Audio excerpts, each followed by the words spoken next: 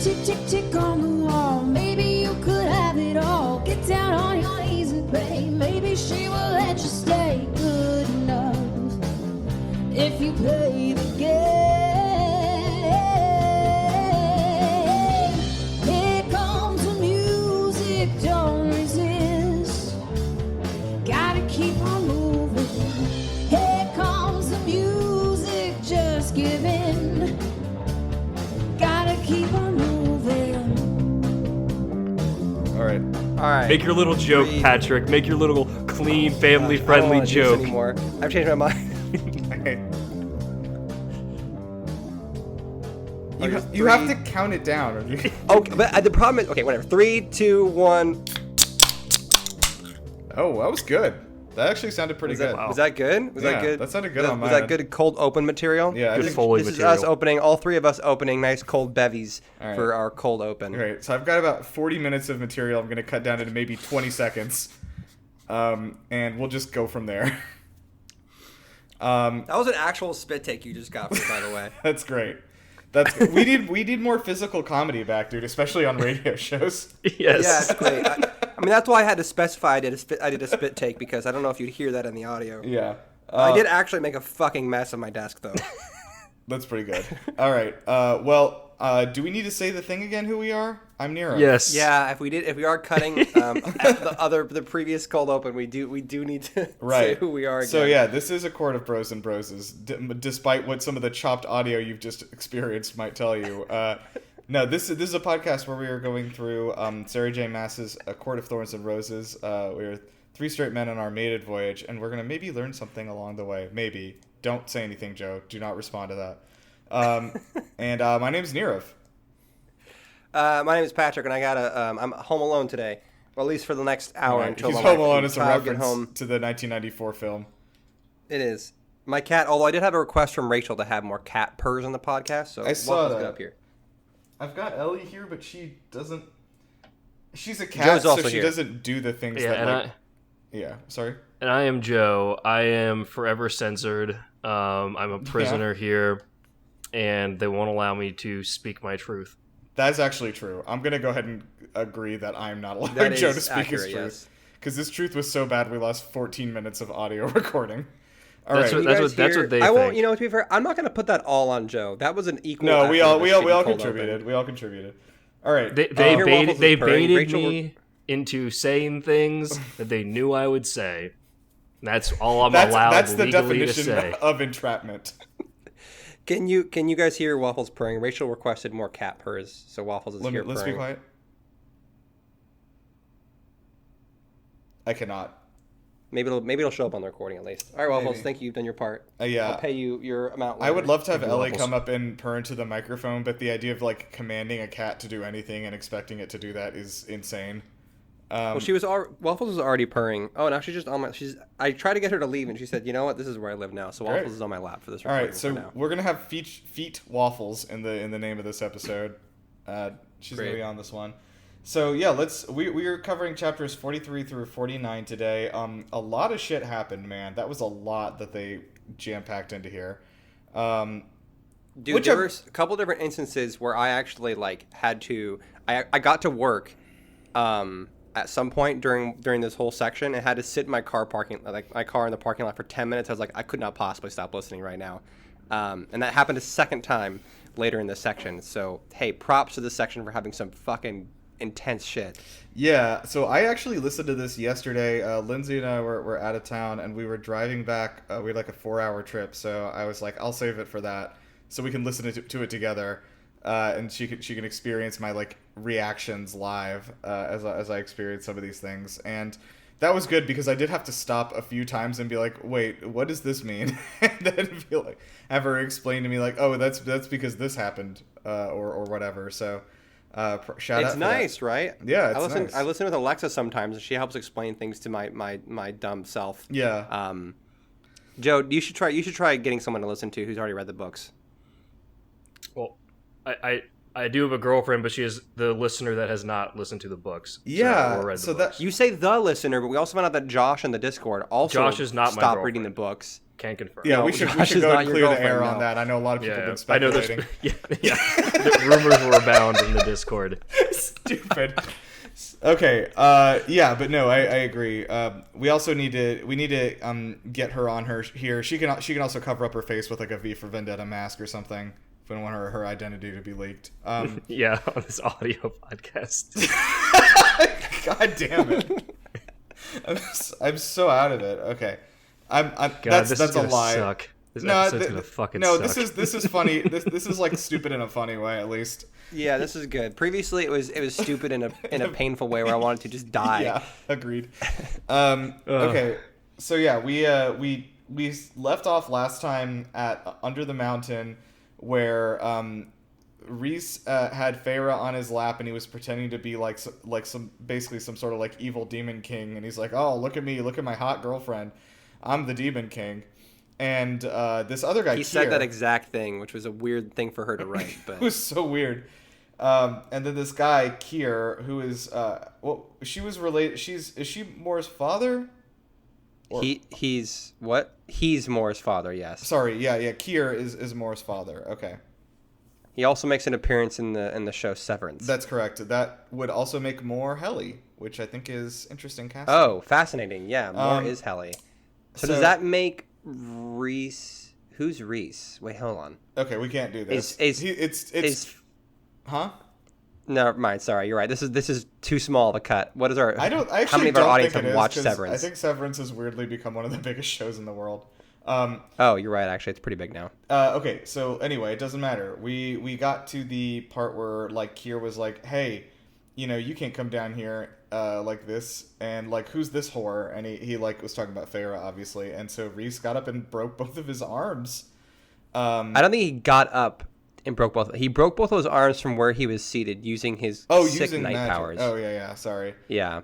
But that was the last chapter. We're in a new chapter now. Well, I was just reminding people where we were. That was the last thing that happened. So we're just now leaving the mountain, and Reese and Feyre like winnow away, and Reese is like, "I'm sorry, like I shouldn't have let you come with me. That was like a bad idea anyway. I mean, I'm not." He's like, yeah, he reasserts like, "I'm not gonna lock you up and tell you where to go, but like that was not a good idea. I shouldn't have brought you there."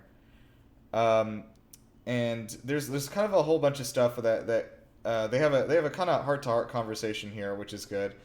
Well, they kind of get into a bit of an argument. Yeah, I guess heart to heart argument is what I meant. Well, they're being open about some things that I think have not been said, is what I mean. Like, so, he's like, I was like super sensitive to him calling you a whore because like I've been called Amarantha's whore for like the last like 50 years, and it's not good. And we need to be better prepared and stuff. But like he's like, I'm gonna kill anyone who hurts you. Not even with my hands. I wouldn't even deign to use my hands. I'm gonna do it with my brain. But yeah, she's like, "Hey, we're friends. I don't want you to stop bringing me to things. I don't want to stop working for you or working at the court here because of like these kinds of threats." And then Reese tells her to stop comparing him to Tamlin, which is interesting because that's like on this show all we've been doing basically.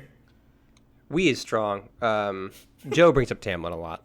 That's true. It was not. It wasn't one time. episode. It was not it was one one time, episode though. 8 times. It was sort of a I precision had, versus like- accuracy thing. Yeah, something was going on. I don't know what happened in my brain. You had just watched Animal House, and so you had like Tamlin on the brain, who we know is a classic frat boy. Okay, thanks for connecting those dots. I was starting to I- get a thread on I saw why your Animal your House face, was- and I was like, I gotta keep talking. I gotta bring this back around. But no, it's So anyway, Reese is like, "Hey, stop comparing me to Tamlin. Like, I would never ever have like locked you up." And he was, he even like is like, "Oh, he fucking left you there to like wither away, basically. Like that's what you would have done there, like locked away in his big house."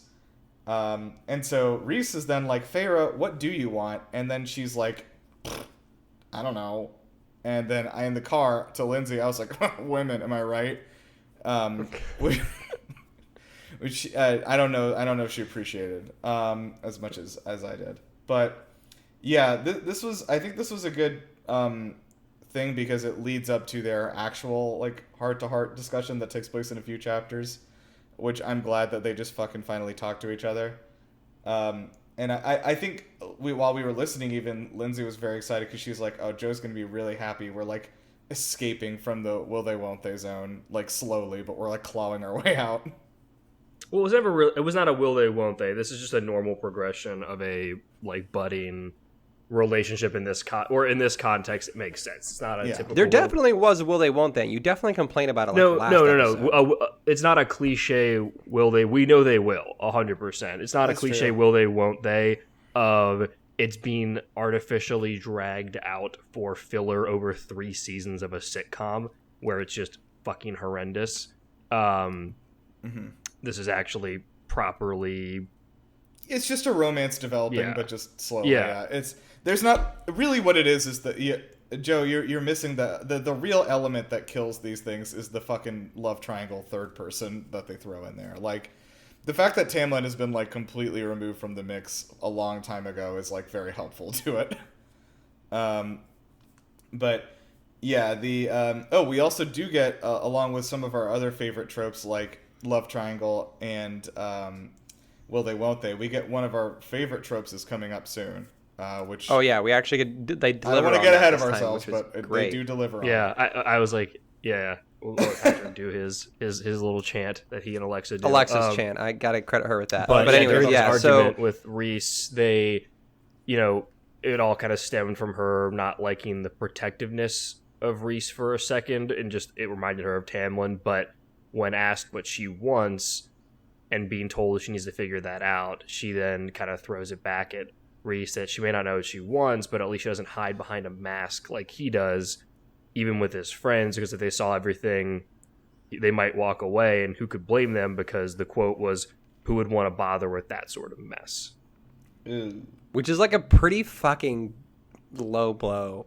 Fair. Yeah.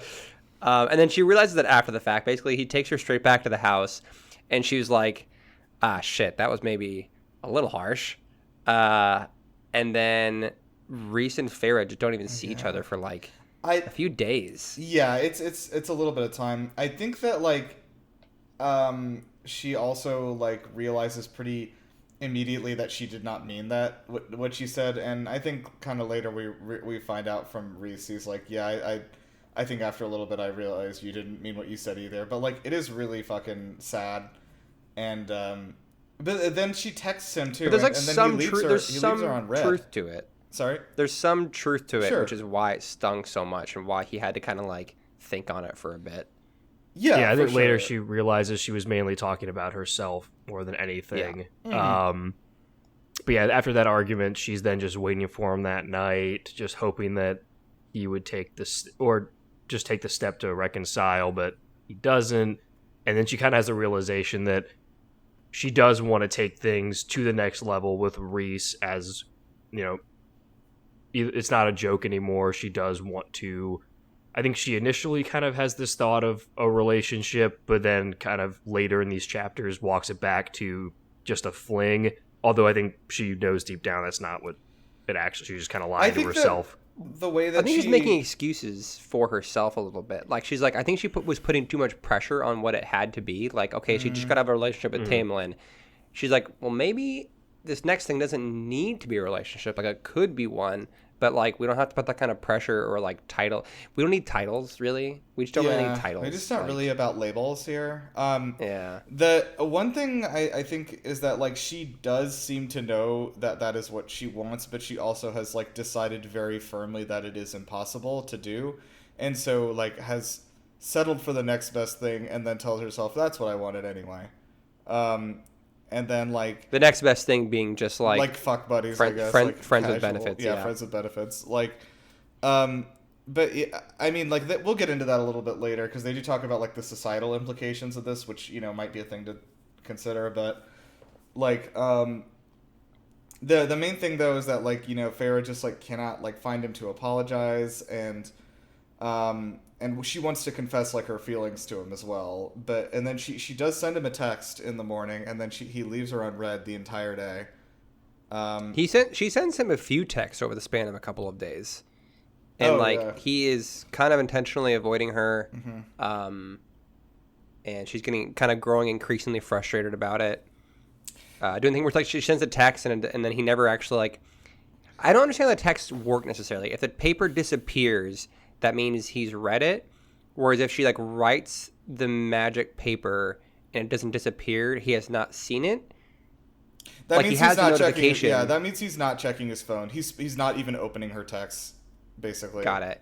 At some point, he tries sending him a text, and then she throws it in the fire because he refuses to look at it. Yeah. Yeah, and then eventually he does finally read, turns on read receipts and reads one of her texts, and it was the one where she says just like she's just pissed off at that point that she's being ignored and says, are you always going to act like a coward or something like that, kind of like trying to provoke him into a response. It was not as like that aggressive, it was more like mild, but I can't remember the exact phrasing. Yeah, and he does quote that back at her later. Yeah. Where he clearly didn't care. It was a very mild, like, mildly frustrated text, but it was not another aggressive, like, you're a mess, who would want to bother with you level like nuclear bomb. So we also find out that like we were kind of worried there was someone inside his inner circle who was like leaking information to the enemy, and then find out that it was basically they have a I don't want to quote that book series again, but they basically have a trace on his magic. I also thought of that, but I didn't say it. Yep. They also have a trace on his magic. So like whenever he uses any, like even like a drop of magic, they can track where he is. Do we know how that got put on him? I don't know if I missed that. Like, do we know who put that on him, or was it something Amarantha did to him? Or as far as who put that on him, I don't know. I don't know how that works. That seems like a pretty crazy, powerful thing to do. Like, I'm not sure if you have to be in close vicinity or if you can just do it. Like, I don't know how that works. It seems like kind of a nutso spell. It does seem like really overpowered, which is, I was like, I think the only explanation for that is that, like, Amarantha did something to him during that time, like, on behalf of the King of Highburn, and he can, like, track him based on whatever she did to him, I guess. Or I was wondering if the King of Highburn does have the cauldron, maybe this is, like, he has access to, like, some fucking next-level spells. Yeah, and we're just upping the stakes in general. It's just like, somebody, the threat level is increased since Amarantha. Somebody probably has this high-level magic. Yeah, threat level midnight. So we find out that they're going to this Illyrian war camp in a few days because basically, like, as Reese is like is like trackable now, he's like, okay, well, we might as well be somewhere safer, like, because if they find us here at our house, like, we might get ambushed and, like, get fucked over, which would never happen at the Illyrian war camp, certainly. Is that what happens? Hold on, I missed that explanation. I thought that was because he had realized there was a trace. He was like, all right, I'm moving us to this, like, camp where we can, like, be a little bit safer. I don't know. I guess I missed that reason. Because they do go to the camps. We kind of briefly started talking about this before the episode and decided we should talk about it on the episode. But we're all, not to get too ahead of ourselves, but like I didn't really understand why they started going to the Illyrian war camps. Is it literally because they were like in danger and they figured they'd be surrounded by? Yeah, by a bunch of warriors essentially. Yeah, like they wouldn't get ambushed that way. That was what I thought I heard, but maybe I'm making that up to. Or is the concern? I wonder if there's any concern, like if they use the magic in Valaris, can they like somehow find Valaris? Yeah, that's possible. Like, does the magic of Valaris override whatever trace is on him? Yeah, I don't know. I mean, for one reason or another, they're going to this camp though. So the next night is Starfall, which is a new for every other court, it's like Flower Fuck Night, but I believe this is it is the day of the fire festival in the other courts, but was it really the same day? Yeah, I thought that's what they said. The day of seeds and flowers or whatever. Oh, I missed that. I didn't know. She said like name Ninsar sounded very familiar. I thought she said specifically like, oh, it's been an entire year since then. Oh my god, like I cannot believe how much time has passed. I mean. I'm afraid to Google anything. Never mind. I was about to say I'll Google it, and then I was like, nope, I should not Google it. Can't we take Google? What is Ninsar? Ninsar, the day that Tamlin was killed. Yeah, like. I'm texting Lindsay. What is Nimsar? Let's see if we can get this. Ninsar. Ninsar. Circle back on that later. But yeah, so in Feyre's kind of like she can't find Rhys. She goes to visit Amryn again. Amryn is still continuously poring over this old tome, trying to decipher it. And Amryn mentions that Rhys, when he came back from under the mountain, he was kind of just like, he was just a husk of his former person. But she noticed that Feyre made him come alive again, and made him, just actually feel like a person again, which was nice. Yeah. But yeah, so this is when she, after this visit, is when she sends that that response, that angry note to Rhys, calling him a coward. But he doesn't respond to that. Yeah. And then we jump to the next night, which is the Starfall Festival. Yeah. Which we don't really know what it is yet. Like, everyone's being pretty coy about it with Feyre. Like, oh, it's really, you'll see what it is. Dude, It's I was pretty like, cool. not again. Don't do this again. Because last time we had a festival and everyone was really coy about what was going to be happening. Like, Very different vibes, though. Everyone was For like, sure. don't go to the festival, Feyre. You're not going to like it. It's bad. Whereas this one, everyone's like, oh, you wait to see. It's really, really cool. We don't want to spoil it. that's fair. That's fair. I just was a little bit like traumatized by the last festival. It's like the difference of like not telling a kid what a root canal is going to be when they're winning their first like filling or something like that, versus not Like a spoiling the surprise plot of a trip new to hit movie. Yeah, 100%. I think one other thing is that like, so when they were describing the Starfall Festival, I literally could not like get out of my head the opening scene of Super Mario Galaxy where all the toads come together to watch all the star shards like fly through the sky. Yes, I forgot about that.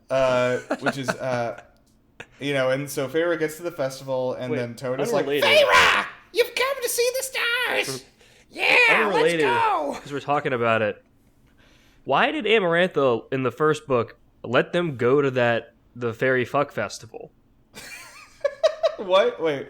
Why did he let? Yeah. Why did she let him go? Why did she let she let the entire realm go to the fairy fuck festival?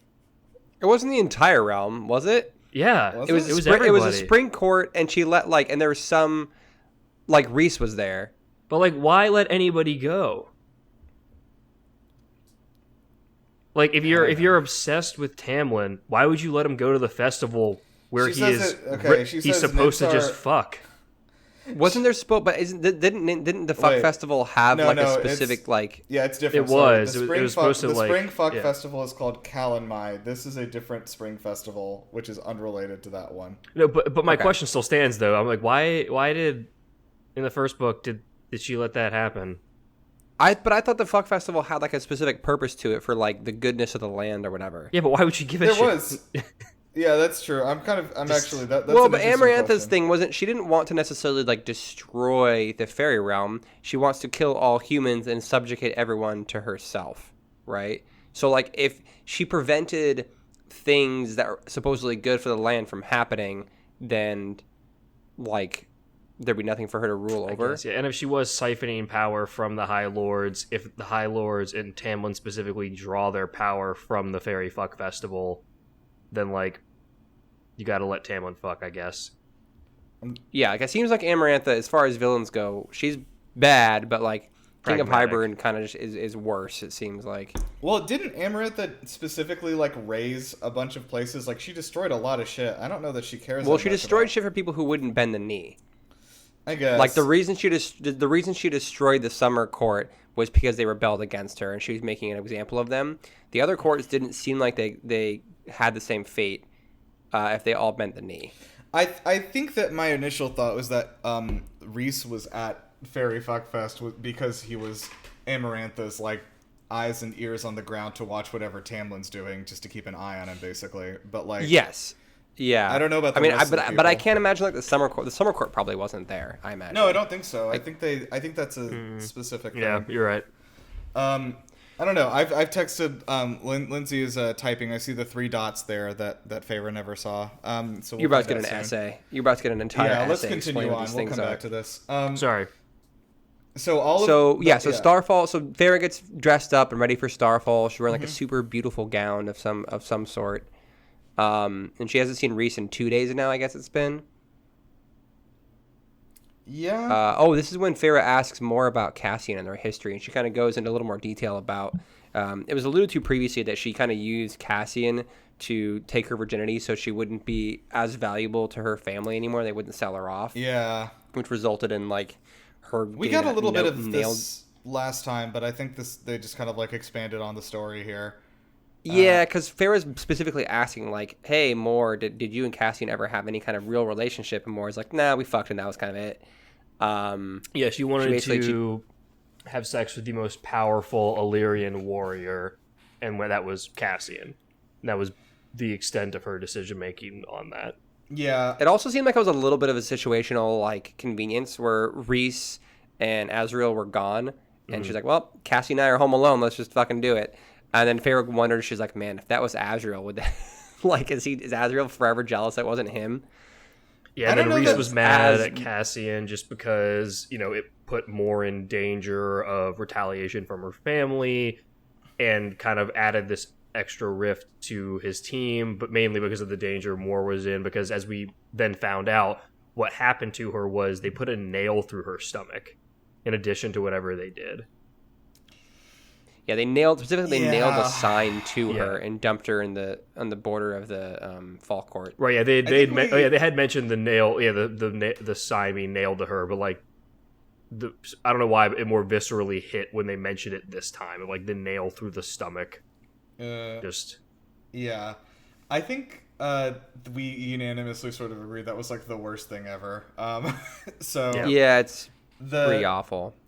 Anyway, so we do not like her family, but I think we know that already. Regardless, we we kind of move on and learn a little bit more about like that relationship, and then Reese finally does show up. We also we learned that which I think this was already implied, but like Moore and Cassian did not have like another like any like further relationship after that. Like one night, that was like a one-time deal to get her out of the situation she was in, and I said that, yeah. Okay, yeah, they seem to be good. I don't. Did they mention in the book though that like, oh, I bet Cassian like really wishes that had gone on? I was like, are the no? both I think of them Farrah just sees like Cassian and Moore together sometimes, and she was kind of just curious if they ever had anything beyond that, and Moore explains. And then Farrah also asks in general, like, "Hey, Moore, have you like had anyone else?" She's like, "Well, she's had other lovers, but never like anything permanent." Yeah.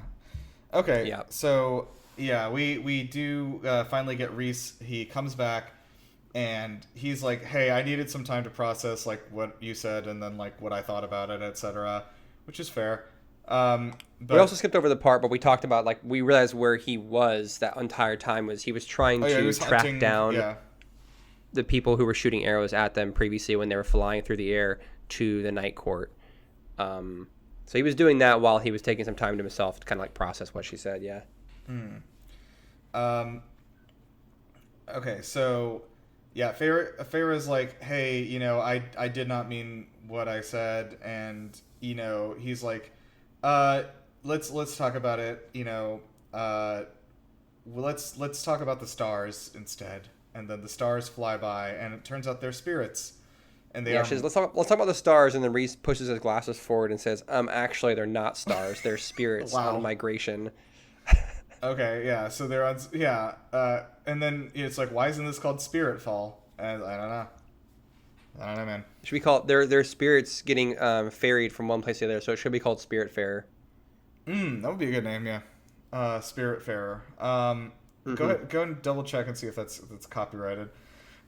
Reese basically is like, okay, so he tells us some gross things, which is that Amarantha would make him service her every Starfall because it was an important holiday, just to kind of like break him, like dehumanize him more and more, obviously, like, and he did not get to attend these. Of course, like Starfall would still happen in Valaris, while he was locked up with her and everything, but it seems to be like a big like the big holiday of the year for them. So she goes to grab his hand, and then she gets like whacked in the face by. I was confused by this. She gets like whacked in the face by I was also confused. I rewound to listen to it again because I thought I kind of misheard it, but no, like a spirit. I guess the spirits don't just fall in any controlled manner. They just like are falling fucking everywhere, and she gets hit So they're just clean like in the face. So these spirits are just like fucking Fortnite jumping out of the bus. Yes. And so there's a question though: if a spirit is like corporeal enough to hit her in the face and splatter on her face, like is that spirit dead? Like what happened to that spirit when it smacked her in the face? Yeah, that was my question too. Or is it just like spirit dust, like the butterfly wing dust? But the No, it spirit's was like still alive? ectoplasm was the way I Yeah, had read that. she got covered in ectoplasm. She's got some like Nickelodeon Slimered. slime on her. Yeah, she got fucking Slimer slimed. from Ghostbusters. Oh my gosh. And then Reese thinks it's super funny, and then he gets nailed in the face with one as well. He gets slimed too. It's a lot like the Nickelodeon Kids' Choice Awards in that way. Reese, yeah, he might be the first High Lord to get slimed. But anyway, so they talk about like, okay, let's. Oh, right, this was important because Feyre has this realization that she has never like genuinely laughed in front of Reese before, which I think is. Well, I was sitting there thinking like, is that true? That's crazy. It probably is, yeah. Probably. Like, I mean, yeah. because usually when she like when he makes jokes or they flirt, she always calls him an ass and like sticks her tongue out at him and like You walks ass. away. Like it's always, yeah, exactly that. Nirav just did it. It was great. Exactly what I've imagined. I've actually imagined Nirav doing it whenever Feyre does it to Reese. ass, It's easier yeah. for me to yes. I'm sort of like her posse in the back. I'm like, you ass, and like, I Yep. just like stick my tongue Like out in and walk like away in with her. Wicked, it's Bowen Yang and the other girls' characters in Wicked. You know what I'm talking about? Sick No? reference. Has anyone No, seen Wicked? I've not seen Wicked though. How what? How have you guys not seen Wicked? The movie or the music? Anything? I have heard the song "Defying Gravity" at a Target. That's crazy how you both haven't seen Wicked. No, I've dope. actually You should heard definitely it. watch Wicked. I've heard a ton of the soundtrack. Lindsay loves it, and she's always playing it in her car. So I've heard a lot. Lindsay loves of it, the and you song. still haven't watched Wicked? Well, she went to watch it with her friend, and so I was just like, all right, well, that's done. It's on streaming now. You should be able to watch it. I'll watch it eventually. Like we'll go. I was gonna go see the second one with her when it comes out. Is so I'll Wicked a watch it movie? eventually. It is. Well, now, it was I mean, originally a musical, and then they made it into a 2-part movie. So part 1 came out So it's a Last December musical? of last year. Yeah, it's a musical. It's a movie musical. Huh. Alexa Never- worked on the never toys heard of for it. it. You've never It's heard very of it? Never heard of it. I don't believe that. This is a Joe bit. I'm not biting at this. I'm not taking this I don't bait. know. Absolutely not. Joe's taken a lot of precautions to make sure he's never exposed to pop culture of any kind. I can't. I refuse to believe he's never even heard of Wicked. That would be such an. That'd be That would be such a insane. fucking I insane agree. thing. That'd be crazy. Okay, I'm not taking this. One bait. of them is Anyways, green, and the other one's Feyre- Ariana Grande. Yeah, Who? you can't just Cynthia Erivo. Cynthia it's Erivo. Erivo. She's incredibly talented. She's super good at it. Honestly, I'll be real. This is maybe a hot take. I think Cynthia Erivo is like a much better Alphaba than Adina Menzel was. At least if you're comparing the soundtrack, Okay. I'm probably gonna get some shit. We for said this. we said it here. We've got our musical folks in the comments. Chime in, please. Tell us who. I think Cynthia Erivo fucking crushes it. And just better I than Menzel. liked the lady who was on screen for 4 seconds in the original Wizard of Oz film and then died. Oh, like the OG. Yeah. No, that's the Wicked Witch of the East. The one No. who gets crushed by the house, and you just see her feet. Oh, okay. So then the Wicked Witch of the West was the one who's in the whole movie as like the bad guy.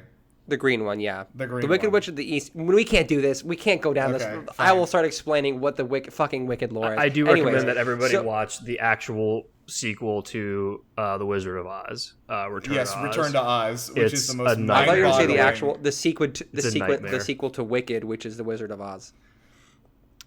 No, Great. you should. The Return to Oz is a fucking nightmare hellscape movie, and it's insane. It is insane that ever got made. Is it the one that Disney made? I thought it was it was on BBC. It was like a made for TV movie though, right? Like I don't maybe, Okay, Disney but I think made what you should Oz do. something. And this is not medical advice, but you should take like 3 sleeves of Benadryl and then just Okay. make sure you're awake and just watch this movie. And then have like Sleeves of Benadryl? How do you think Benadryl doesn't come like Ritz crackers? it's sleeves. Oh my god. And then just like fucking Benny trip your way through that ripping movie. open a fucking Ritz cracker size thing of Benadryl and just dunking it down and sitting down to chill out with Return to Oz. Well, no, I'm not done. They don't come like Ritz crackers. They come like Oreos. What's the sandwich filling of Benadryl? If there's two, is it two Benadryl, 2 layers of the Benadryl? What's the sandwich filling for the Benadryl? Pseudoephedrine.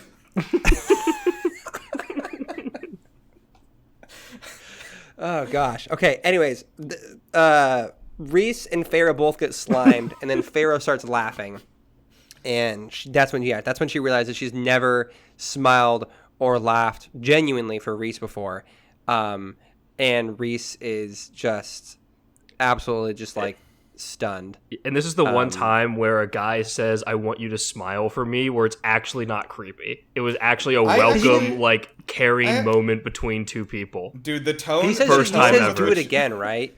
He's like, do it again, like, and she's like, and she kind of processes. She's like, oh my god, I never smiled for him before. Well, the tone of that is so important because there's like, do it again, and then there's like, do it again.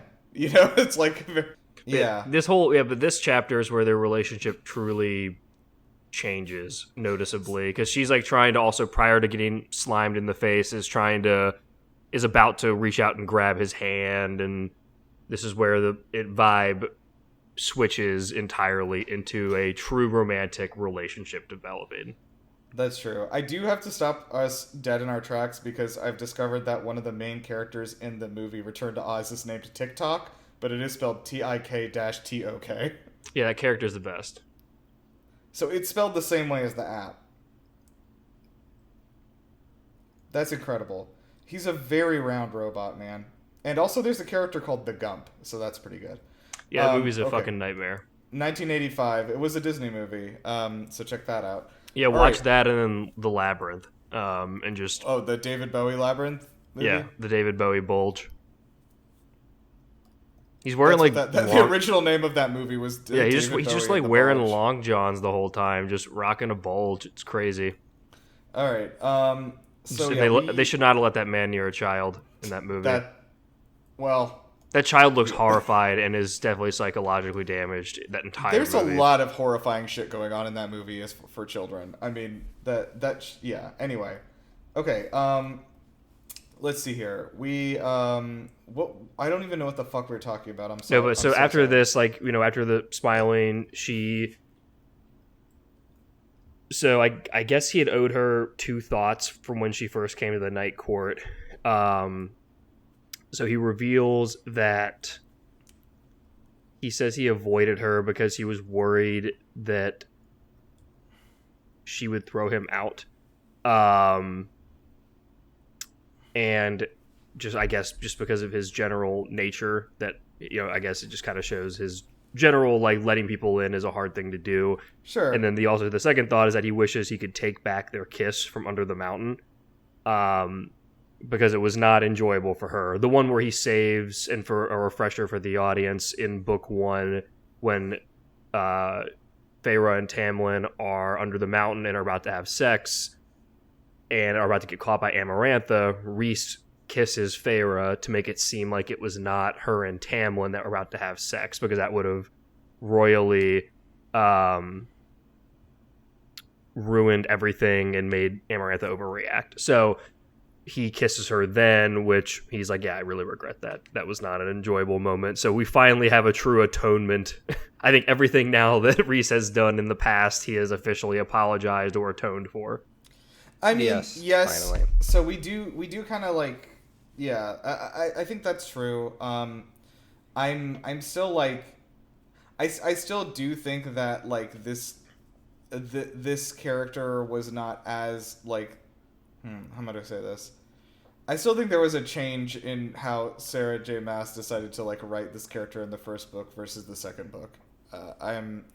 Because I don't know that she had like fully like thought through like, okay, every single thing this guy says and does has to be like not just like accounted for and justified, but like good. So like I do need to like make sure that works. I'm not mad at him anymore or anything. I'm not saying that. I'm just saying like I still think things got a little more intense than they like needed to down there, considering like why he was doing what he was doing. But yeah, that's all I'd say. I do think part of it. I don't know. I think with. I think when you take this book, if you were to apply this into if we were in this world, what he did would be near impossible. I think in a lot of it would be so fucked up. I don't know if you could sexual harassy that it'd be very difficult to redeem. But in the context of this being of a romantasy-ish series, I think that allows us to give a pardon for a lot of things, especially when in book 2, a lot of his character is I'm going to flirt with you even though you don't want it because it's distracting you from other distressing thoughts, which then when you look at book 1 through the lens of that nature, it allows us to forgive a lot more. He also then has the Court of Nightmares persona that we now know he always had to act in, but now when we are allowed to see the Valaris true Reese persona, it just makes things a little bit different. I think when you, especially with the context of a romantasy series, I think he's been fully redeemed. Yeah, that's fair enough. And I'll be honest, I think in this kind of genre of stuff, the romantasy thing, and especially the whole enemies to lovers thing, I think this has been done a lot worse in other situations. So yeah,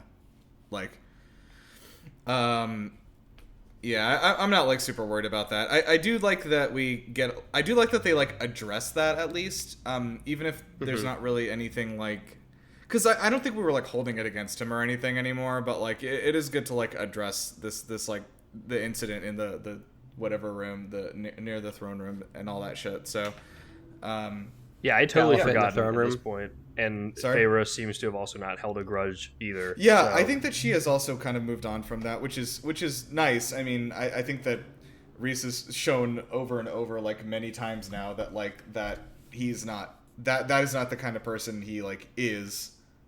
It's somebody he had to be for a specific time, but yeah. So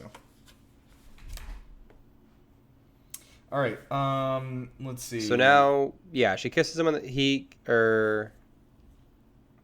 so he kisses her on the cheek, and then they go to dance and everything like that. They go to dance and kind of enjoy Starfall with the friends.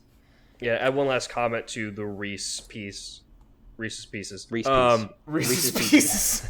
So wait, hold on. I just had an idea for a candy crossover in that. I think also the slow roll of this relationship, where he's then, especially with the throne room scene where they are being sexual, he's very gentle and tender about it. So I think the stark contrast we're being shown, and especially as this relationship is budding, and then later in these chapters, it clearly shows that everything we've seen before is genuinely not who he is. So I think they've done a good job of characterizing him enough in book 2, and the entirety of book 2 has been, at this point, the first third was with Tamlin. We've now spent more time with Reese than with Tamlin. So that is actually a good point. We know him better now as a character, and better. I think we know him better as a character than we know Tamlin in general, even after book 1. That was what I was about to say. It's I mean, now we kind of know what more kind of person Tamlin is. I don't feel like we actually did get to know him that well in the first book, regardless. So no, yeah, interesting though. It's a good observation. Yeah, I don't know. So we do go. They do dance together, which is fun. Although I think they kind of skip over that part because it just says they danced that night. Yeah, it was a fade to black, hey, they dance, but then it cuts straight to her they were going to bed and sitting there being please let the door open, please let the door open, please let the door open. So I got into a discussion with Lindsay about this a little bit because she's I've only been gone from Tamlin for 2 months. 2 months ago, I was still engaged to be married to him, and it's not for me. It's too soon because I think this is the difference where she's it is too soon for me to be with somebody else, and specifically not a High Lord, and maybe not ever for him, because society is going to look at us a specific way. They're going to look at me a specific way, and Reese, and Tamlin is going to of course find this to be the highest insult possible, just because of all the fucking geopolitics involved and everything. And that does kind of suck, but like I do think she has a point. Like, because I do think that based on what I've seen from all these other fairies, like even in their own court and stuff, like outside of Reese's inner circle, like I think people are going to be pretty judgmental if they find out that like Tamlin's fiance left him, and then 2 months later is hooking up with like his arch enemy in a different the High Lord of the Night Court. Here's the question: do we know how long the events of the first book were? Yeah, so she was. We actually were trying to add this up. So, she's with Tamlin originally for 4 to 5 months. She then spends about 3 months under the mountain. So it's probably about 8 months total. Okay, and then 3 months after they get back from under the mountain. So they were together for like under a year. And even that 3 months after under the mountain was probably a pretty unhappy period of time. 2 months does not seem like an unreasonable amount of time to then get with someone else. Kind I mean, of to each their own, right? I don't want to judge her. It's really like that's kind of the point I was making. Was like, I also feel like you don't need to have like an assigned cooldown period if your relationship ends because you are the victim of like abuse or cheating or whatever. Like, I don't feel like you need to have like an assigned cooldown period. I mean, I'm not saying you should jump back out there immediately, because that often leads to like ending up like in a situation you realize you don't want to be in. But like, I'm just saying, like, I don't think there's like a math formula for it. Like, you got to do what you're comfortable with. Feyre also mentions that she another reason she feels like she's moved on too quickly. She feels like she moved on even before she left Tamlin. That's like, true. I can't remember if this was mentioned now or they talk about this later too. But she mentions how like she actually was looking forward to the trips to see Rhys every month. Like, she found herself even though she clearly acted like she wasn't excited for it, like deep down she did look forward to seeing Rhys every month and not being around Tamlin anymore. Yeah, that's true. And like, so even before they split, she was kind of like, I feel like I was kind of like being unfaithful to Tamlin for a period of time anyways. It is true, but like, think about it this way too. It's like, maybe she had like started to like quote unquote emotionally cheat. I'm not saying she did that, but like the thing is that she was not at liberty to end that relationship with Tamlin if she had wanted to. You know what I mean? Like, at that time. Yeah, I know. So I don't think I would hold it against her in that way either. But like, I actually this did make me think. I do have a friend who kind of went through a similar thing with her husband, and they're now divorced. But like, basically, like, she caught him like having an affair like 2 years ago, and then for 2 years she spent trying to fix it, and it just like, the guy was like so not receptive to any of the shit that she was trying to do, or like interested in improving as a person. And like, then, you know, just like the divorce happened, but like, you know, she's like, I feel like we've been broken up for 2 years even though our divorce went through yesterday. Like, you know, yeah, like our relationship ended then, like, and I don't know. So it's a fucking rough thing to do. I mean, this stuff is complicated even when you're not being taken hostage by your fiance. But yeah, so yeah, we kind of we finish out the Starfall thing, and like you said, she does kind of like half hope that Rhys is going to show up at her door for like half an hour, and he doesn't at that night. And so the next day they all head to the Illyrian war camp, and they meet Devlin, the leader of the camp, and Rhys is like, he was immediately like, where are the girls? Why are they not training? And they're like, oh, they're off doing chores. And he's like, no, they can't do their chores until they do their training. Yeah, and Rhys is like, that wasn't the fucking arrangement. Yeah. So like, this has obviously been a problem in the past, basically. Like, they keep trying to like stop the only. Okay, sorry. What I'm trying to say is, it is apparent the only reason that like women are receiving any sort of battle training is because Rhys is in charge. Like, without him being in charge, they would absolutely not be receiving any training. And even with him, and then we also find out that like, this is the camp, and this guy's an absolute asshole, clearly, in the way he both speaks to Rhys, speaks to Cassian while Cassian is present, treats the women in the camp, and seems to regard Feyre. We're like, oh, this guy's the worst. And then Reese drops the bomb that, hey, he is the kindest of all the warlords to us. Like, he's been the most he's the most cooperative. Ever. Yeah. Yeah, it's like, oh my gosh, what are the fucking other camps like? Yeah, this? before we get into that, like, he initially does regard Feyre as, oh, who's this? And, oh, is she like the other one you bring around, referring to Amarin? And Reese says, no, this one's mine. And if you touch her, you'll lose your hand, and then you'll also lose your head. And when Feyre's done killing you, then I'll grind your bones into dust. So he's threatening them, but also not in a protective way. And he's saying Feyre will kill you, instead of protecting her and saying, I will kill you. So it's empowering Feyre and her reputation in the process, which is a nice change. Yeah. Yep. But so this guy is Lord Devlin. Or I guess the background on generally the culture here is that when training all the female Illyrians, Reese had banned wing clipping a long time ago, but 99% of the camps still do it regardless. Because when Amarantha took over, it was basically like, hey, Reese is gone, we can go back to doing the fucked up shit we want to do. But now that they're back, they're trying to get back to where they were before, and Cassian's even trying to build an aerial fighting unit amongst the female Illyrians. Was it Cassian or Azrael? Cassian. Oh, okay. At least that's what the notes say here. But one of them though. But I also made an observation here that like I was like it is interesting that like even when Amarantha is in charge, like herself, like being a woman, she still gets very excited about like the Illyrian wing clipping and stuff like that, like, which is not unrealistic.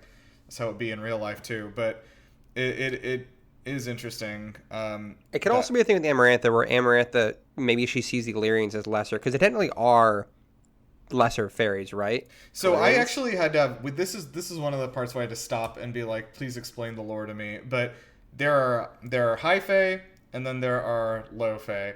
The low fae are divided into many, many, many different groups. One of those groups is Illyrians. Okay. So it could be an Amarantha thing where, like, yeah, they're mistreating women and she is a woman, but also they're low fae. So to her, that whole like they're not class even of fairy protecting doesn't even anyway. So okay, yes. that's a fair I also just thought that Amarantha delighted in suffering, and it wouldn't matter. She didn't have an allegiance to any sort of class or anything like that. Yeah. That's a good point. We also, like, I don't know that we talked about this, but I think even when we first heard about this, like, I immediately made a connection to the, the real world practice of the Chinese foot binding, which is, I think, what inspired this wing clipping idea. Which, I mean, or also could be like, aren't there like regions of Africa where they like circumcise women? Yeah, they're like female genital mutilation. That's a whole thing too. Yeah. So I mean, this is like, not I think like it is. I think there are a lot of thing. different cultures. Yeah, in the world. It's also a that very fuck women up. Very clearly symbolic gesture of wings in flight, inspiring hope, and just clipping those. It's also just that was my first. That was why I thought of the Chinese foot binding thing, because the reason they did that to women was that so that their feet wouldn't develop, so that if they tried to escape their husbands or fathers, they wouldn't be able to run far enough to get away. Oh yeah, that's a good point. Like, I think that's like literally what the wing clipping is for. Basically, they can't get away. By physically stunting their growth. So like, anyway, fucking awful. And then so within this, the reason Devlin is the better of them is, or at least they're able to get more traction with Devlin is, so Devlin actually used to be, or has been, the leader of this war camp for so long. This was the war camp where Reese, Azrael, and Cassian all met each other and grew up. So they used to be under Devlin, and Devlin was actually the one that, against really any traditions or practice, allowed them to take part in the blood rite, despite them being really otherwise, because they're bastards, unable to do so. Or I guess Reese probably unable. The blood rite sounds fucked up. Blood rite's just like drop you in the middle of this like intense frigid wilderness and survive. Yeah, it is kind of a it's kind of a an early access game coming to Steam. Yeah. So, but the blood rite is similar to, I think it's kind of, I don't know if, or it's similar to the common trope of, and I don't know if this trope is based in any sort of real practice. I'm not going to make that assessment because I don't want to say if it is or not, but there's always in fiction or in a lot of like based on, or quote unquote, based on native traditions in a lot of cultures, like the right of manhood of like going out into the wilderness and having to find your way back. This seems like that, but on steroids. That's in Demon Slayer too. Like that's a whole, like that's how you become a Demon Slayer. It's not even that removed from like a lot of the things we do. Like one interesting. This is actually an interesting anecdote, which I don't know if a lot of our listeners would know, but I'm an Eagle Scout, like from the Boy Scouts, and what? I did not know that about you. Okay, yeah, that wasn't the anecdote that was leading up to it, but fun story, Nirav. Anyways, yeah. There is there's a higher order of honor, like within the Boy Scouts, called Order of the Arrow, that you have to go through a trial to join, essentially. That they, have like a thing that they host at locations every summer, where you have to go into the wilderness essentially for 24 hours. You don't get to eat anything, and you do have to do like basically labor intensive things and just like hang out in the woods for 24 hours, and then like you come back to the lodge and like you get inducted into this prestigious order, which is something that I did do when I was like 15 or whatever. And so like I don't know, that made me think of that, which is obviously not something I think a lot of our listeners have gone through, but it is an interesting like holdover of that same idea, which I think happened in a lot of cultures. Mm-hmm. Yeah, just that classic idea of manhood and some manhood, mm-hmm. right? But this is then that plus, magic. Your magic is banned. You have no siphons. You can't use your wings. You get no supplies, other than what you just immediately have on you. And it's a few hundred that get dropped into the mountains, and most of them die. But they made sure to, and they made sure to separate Cassian, Azrael, and Reese because they're the most powerful. But also, everybody here, you don't have to kill anybody, but everyone immediately when they're put out there is like, okay, cool, we're gonna start settling blood feuds, family feuds, people I just don't like, and immediately everyone's like, it's out. Yeah, everyone's like, oh, we hate Cass, and Reese. We're just gonna start trying to kill them. So all three of them are just like, picture just a triangle of them on a mountain, just fighting to the center, just murdering. Yeah, back to back people. Yeah, just trying to find each other. So they just murder. They are the people. ring and battle royale games that get smaller. Yeah, the and ring smaller. is closing, but the ring is made of Illyrian warriors. Yeah. That happens in Bloodright. 13 minutes into the game, the ring of Illyrian warriors around you starts to close, and then you have to start crafting tents or whatever. This game actually sounds pretty tight. I think battle royales are over though. I think the age of making a successful battle royale is dead. No, battle royales are still hit. Remember Splitgate 2 was a battle royale. Oh yeah, famously, yeah. Yeah, which lost 80% of its players in a week after the... I hate that Nirav and I both went at the exact same thing. Oh my god, I'm so mad. My brain is broken. Okay. I think we talked about this for 2 other episodes already. We can't bring this up again. And then this is where, dude, this shit, this lore, this backstory, chef's kiss, no notes. Okay, this was my favorite. This shit got real. All of a sudden, I was like, "What?" I was like, "What the fuck?" This just got right. I looked at Lindsay. Oh, and I was the Tamlin story. This from about their history. From this part to the end of chapter 49, this chunk turns into just a banger. Just 10 out of 10. I could not. No I notes. had to. I can't remember if this was in the lost part of the episode or not. But there were two moments where I had to like sit in my parking lot where I was, and I was like, "Oh my gosh, I can't stop listening right now." I listened for like 10 minutes straight twice. And we're getting to one of those sections now. But this is one of those things like, "Oh my gosh, why did Reese not tell?" I mean, Farrah asks Reese this, "Why didn't you tell me this sooner?" And Reese is like, "I didn't want you to, think I was trying to turn you against Tamlin." But like Reese drops the biggest fucking Tamlin bomb on Farrah right now, and it's like, holy shit, why they buried this so much in And as we get into this, I do want to throughout this, just so we don't have to like keep cutting as we're reading these notes into this, she is in return for this, she's asking questions to Reese. It's framed as, hey, how did you meet Tamlin? He's like, cool, I'll tell you, every question you ask me about this, you have to show me one of your powers. Animal. Yeah, show me a different power or water animal in return.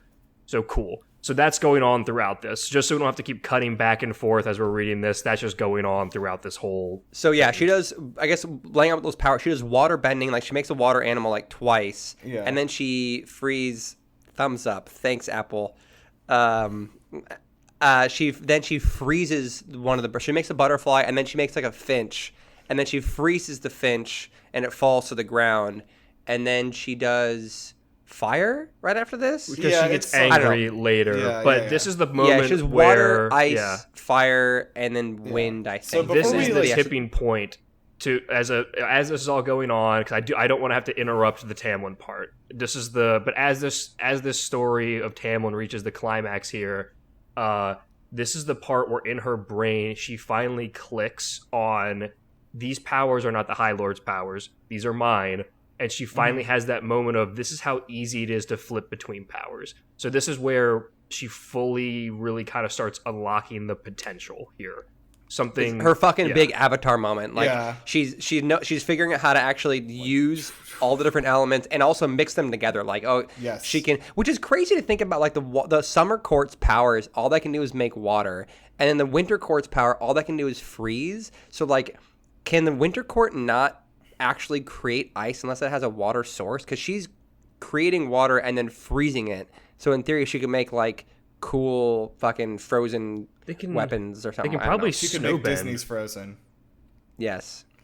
Anyways, okay. We've given enough of a preamble. Yes. Well, I do want to say before we get into it, like when we like went through this part, like when this like story ended, I looked at Lindsay in the car and I was like, I want to read this book instead. It has like this Naruto Sasuke vibe. The Reese Tamlin, the Reese Tamlin prequel. Yeah, it absolutely is Naruto and Sasuke, like each gaining the power of their demons and like looking at each other across the way. Yeah. They're definitely gonna fight on a lake at the end. Okay, so yeah, we get into this. We learn because we knew a little bit about this vaguely already. Like we knew that Rhysand was like had killed Tamlin's family, right, to some degree, or been involved in that. Well, no, we always the story that we heard is that Rhys's father killed Tamlin's family. Yes. To Tamlin's credit, Tamlin never named Rhys in this conflict either. But they hated all of Feyre knows they hated each other, and Rhys's father killed Tamlin's family. That's kind of all we knew about this. And then Feyre asks for details. She's like, okay, so like what actually happened? Yeah, and it all starts with, so initially they're just both young sons of High Lords, and at various, in the pre-Amarantha days, Tamlin was younger than him, but they had just, they were born when that initial war had started, and just at various court functions had gotten to know each other, and Rhys just got the vibe that Tamlin seemed decent, wasn't like his dad, and was kind of this possible ally. So, and he knew that Tamlin eventually, even though he had brothers, Tamlin was going to be the one that would ascend to the throne. So he was just kind of this guy that, he kind of also felt pity for, because it was a similar circumstance of a guy that was better than his family in terms of morality. So he just kind of slowly started to befriend him, and even taught him some Illyrian fighting techniques. So we had this initial friendship between the two.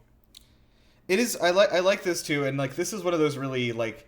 It feels thematically neat, but it's like also very anime that these two boys were like best friends, and like one was teaching the other how to fight, and then their dads were like at war, and like one day like one of these boys learns that like okay we are enemies, like you cannot be like friends, and I believe they were doing this in secret though, right? They weren't supposed to hang out. No. Well, they hung out like whenever there was a court function. Rhys was saying he would like seek Tamlin out at the court function. He was like, "What's up? Let's hang out." Like, so like they made a point like when there was any kind of court function, the two of them would hang out. So Tamlin's father knew. Mm-hmm. Like Rhys was saying that both Cass and Az and Rhys's family all knew about the friendship and was not thrilled about it. And then Tamlin's father also knew about the friendship and didn't like it either. So like no one really liked that they were friends, which I don't fully understand. Like, what's the problem with court family. I don't get why. Well, so Tamlin. I think it was just a blood feud, right? Because it was like an old feud between their families or whatever. No, it's because all the High Lords or like Tamlin's father and Rhys's father both want absolute power. And if these two individuals that are both like they both were notably more powerful than their fathers were at that age, and more powerful in general, so they didn't want them working together to collaborate to overthrow either of them. Like they're always, I always got the vibe that these two people were in constant paranoia. And that scene, especially we already know Rhys's father was. That's why he threw Rhys out, is because he didn't like that Cassian, Azriel, and Rhys were all together because he saw that they were a possible, basically, like, insurgent force that could, or rebel force that could overthrow him. So that's the vibe I got, is that it was just they're paranoid that they would take them over. Yeah, and then Tamlin's father then takes this paranoia so far that he's like, okay, well, Rhys and Tamlin are both stronger than me, but I need to prove that I'm the strongest one. I'm the captain still.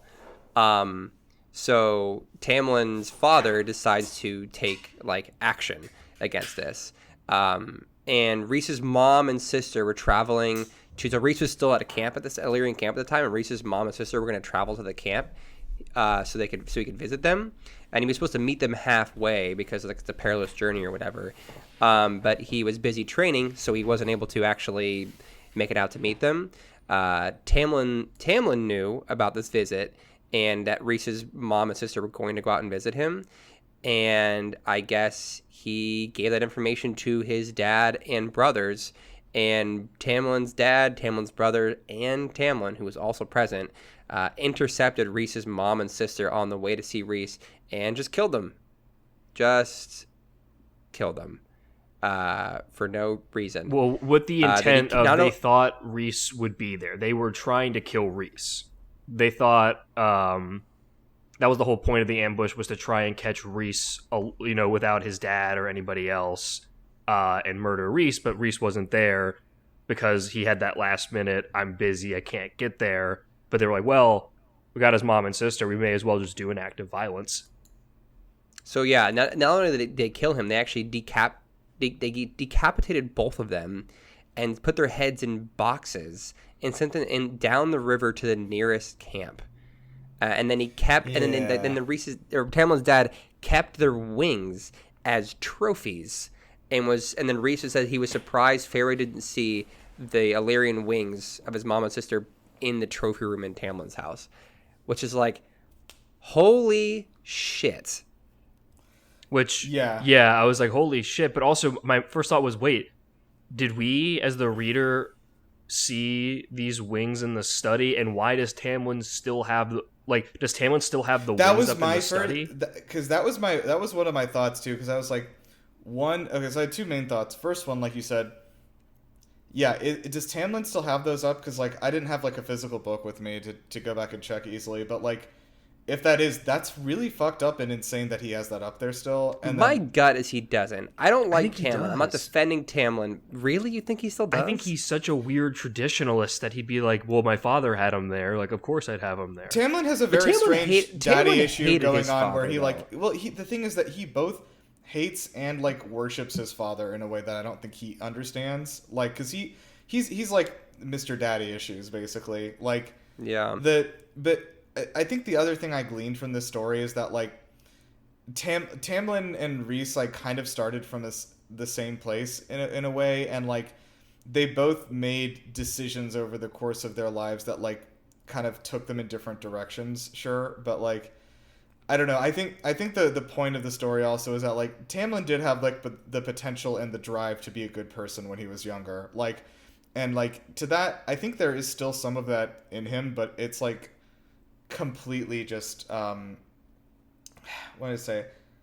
I think he has completely lost the understanding of like what being better than his father would even look like. So, but I think he still has that drive in him to be better than his dad. I don't know. So yeah.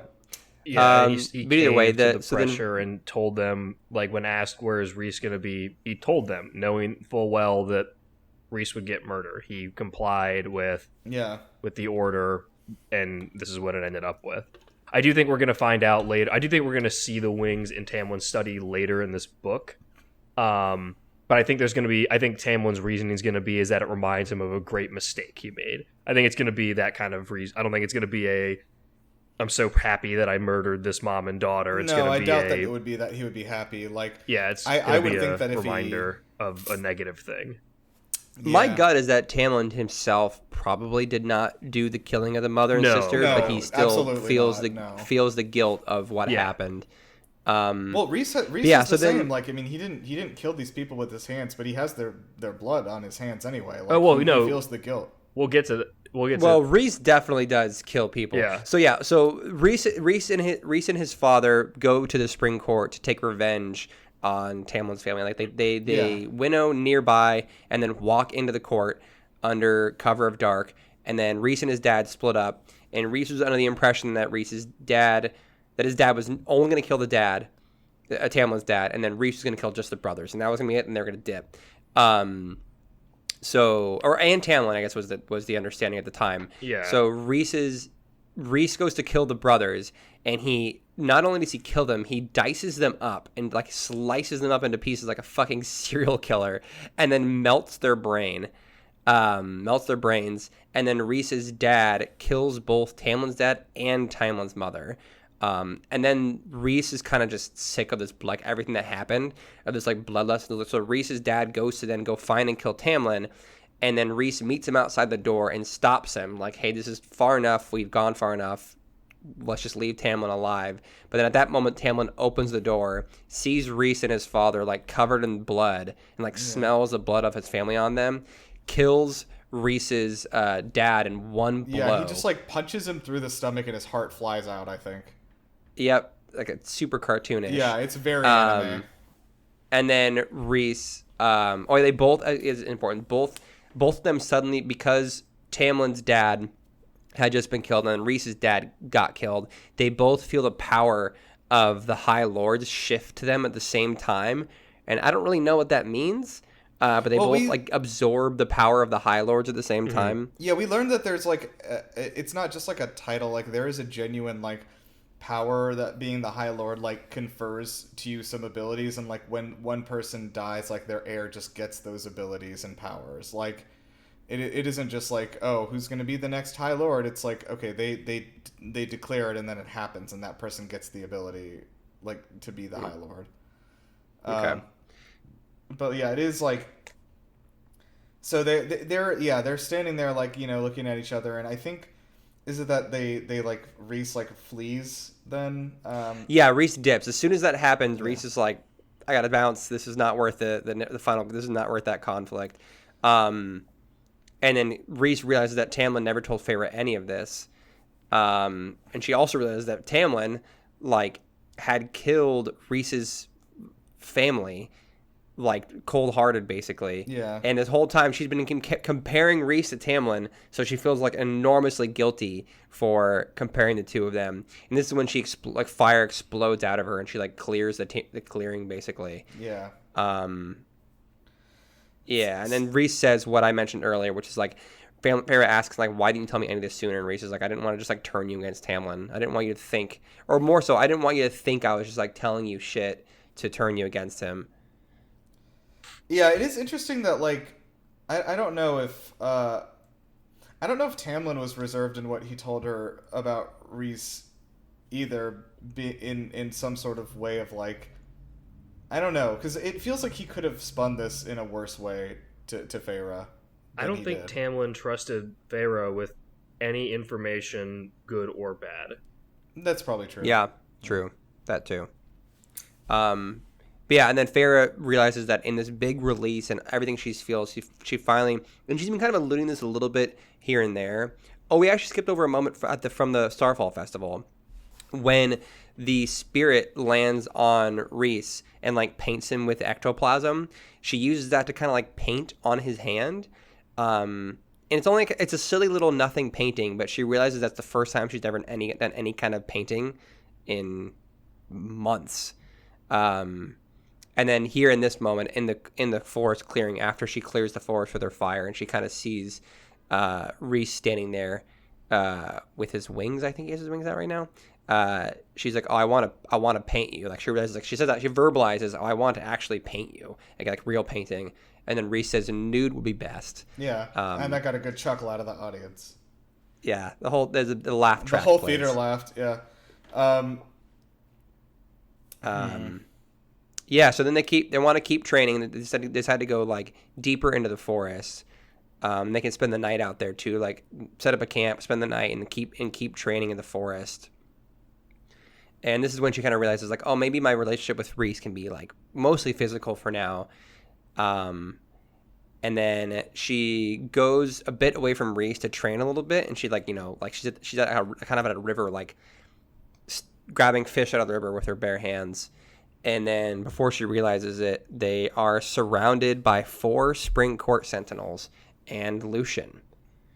And this happened. This exact moment happened. She gets surrounded right as I pulled in my parking lot at work, and I was like, "Well, I can't just stop listening right now." So I sat in my car for 15 minutes and listened to this Nice chunk. And you were 15 minutes late to work.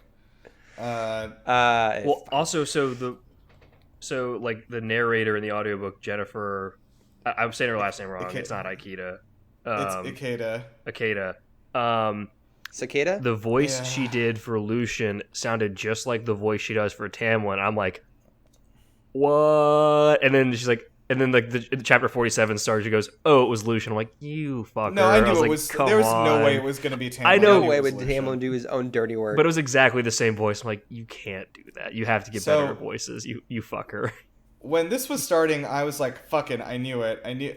Like this didn't play out exactly the way that I predicted, because my prediction a few episodes ago was that like Lucian would be out here, like would send like a letter to Feyre and be like, "Please, like meet me so I can explain to you how bad shit is getting," or something like that. And yeah, none of us thought that she'd be like hunted down by and Lucian ambushed. in Yeah, I did sentinels. not think that was going to happen. But like especially we knew with other soldiers. Like I did not imagine that when they met, he would have like other soldiers with him. This was not the kind-hearted gesture of that. Yeah, that you had predicted. This was aggressive. No, like, and I think that Feyre also like what after this all goes down, and she like is thinking about like what's happened here. It's like, and I think she and Reese have a discussion about like Lucian is broken, and it is very obvious now that like he has decided to not try to like unbreak himself. He is done. He has given up. He is Tamlin's he is Tamlin's like pawn, and he is never going to make any attempt to be anything other than that.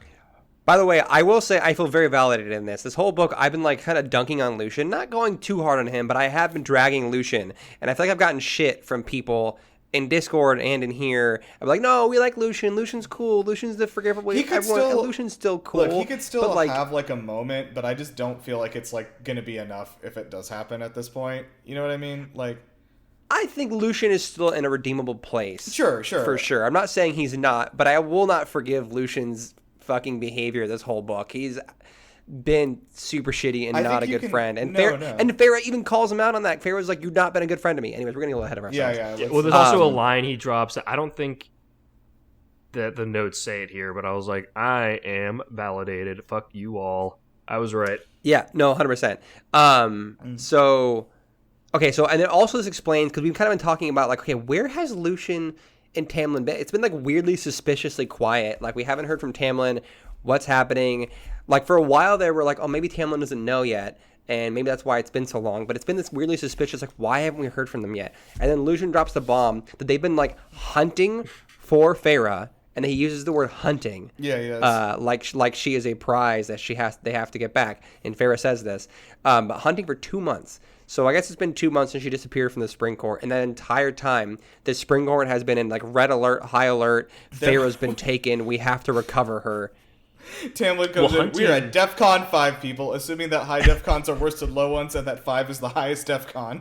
So hunting, though, implies that, like, if they were searching for her, it would mean that they think she was taken. Hunting implies that they know she is willingly not returning to the spring court. I think I thought they thought that she'd been taken. Okay, I think that this is I don't think so. Because I think that Lucian is not, like, super shocked. Okay, this is the thing, is that when Feyre is like, no, I'm not going anywhere, get the fuck out of here, his, like, initial reaction to that is not as much bewilderment as much as like, oh, okay, he's broken your mind already. Like he's like turned you. Oh. And Oh, like, so yeah, that's I true. think that might be what that.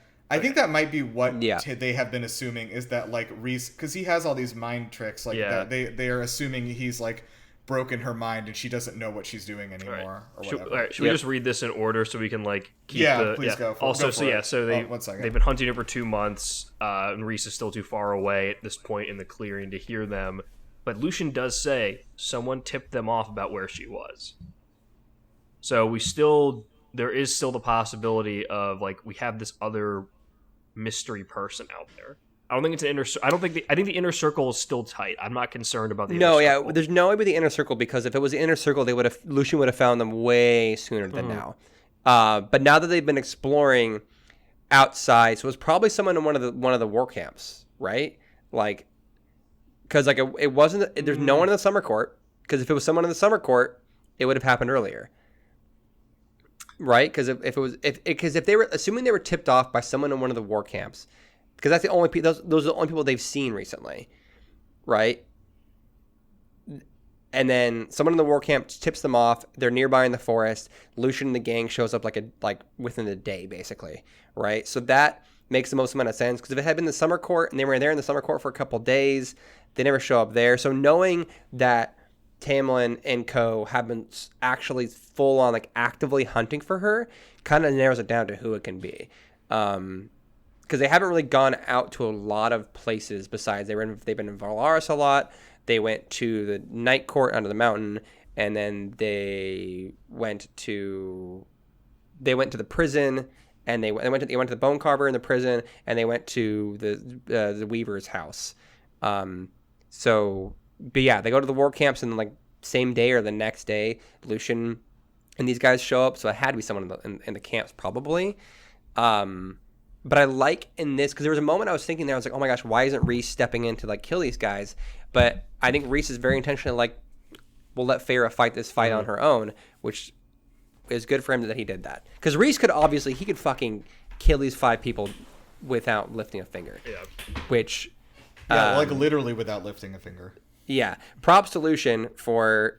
had the balls of approaching... Like, I don't understand why they think they have an upper hand at any capacity right now. I think that just is to showcase how desperate Lucian is because Tamlin has obviously gone completely insane. Yes, 100%. Yeah, because he says, so I'm taking you straight home to Tamlin. He hasn't been himself, but Feyre's like, no. But Lucian says, I like the way that like she delivered that line to like, or the narrator, because I think she got the tone down. It's like, he hasn't been himself. It's like, oh my god, what has he done? What has happened? Yeah, exactly. And then so Lucian specifically says, I am taking you home, to which Feyre says, it stopped being my home when you let him lock me inside of it. And Lucian's like, oh, it was a mistake. Tamlin's so sorry. You know, we all make mistakes. You need to come back. And it's just so fucking pathetic. I think false imprisonment. And then Feyre realizes that it's like a hard mistake to like accidentally do. Yeah, it's insane, and there's a series of mistakes that led to her health getting lower and lower. And also, Feyre notices like Lucian looks at Feyre, and there's some acknowledgement in his eyes that Feyre looks healthier than she has in a long time. Like her cheeks are full, like she's back up to her normal weight. Like she looks extremely healthy, but she did not. And there's clearly some like visual recognition of that on Lucian's face.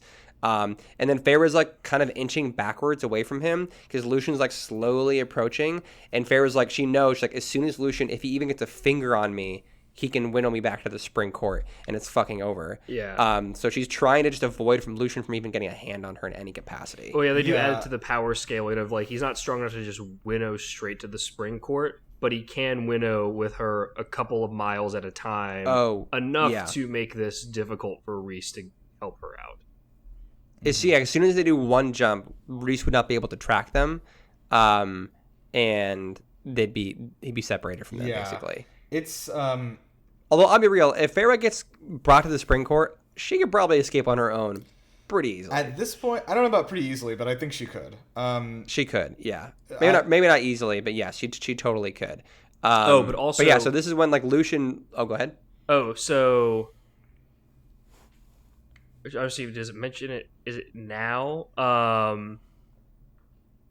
Lucian lunges for her, and then this is when Okay, she yeah. winnows away. Yeah. And she realizes she knows how to winnow again. Like, she has figured it out. She definitely knows how to winnow. Yeah, Lucian lunges for her, and like there's like the time slows down thing again, and she winnows around behind him, and Lucian turns away with like full on shock on his face. Like, did not expect she know how to winnow, so he's like totally shocked.